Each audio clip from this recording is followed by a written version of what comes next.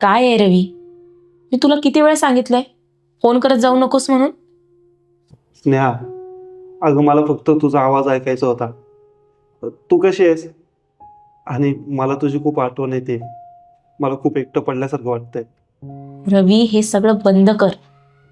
माझं लग्न झालंय आता आणि मला माझ्या संसारावर लक्ष द्यायचे.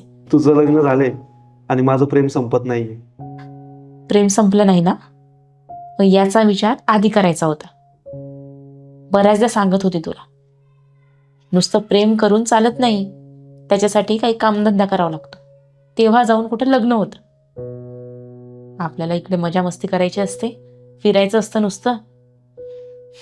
सोड आता, आणि इथून पुढे मला फोन करायचा नाही म्हणजे नाही. तू जेव्हा माझ्यासोबत होती ना, तेव्हा पण लेक्चरच देत होती, आणि आता नाहीये तर लेक्चर देते. तू ना कधी ऐकणाऱ्यातला आहेसच नाही. सोड.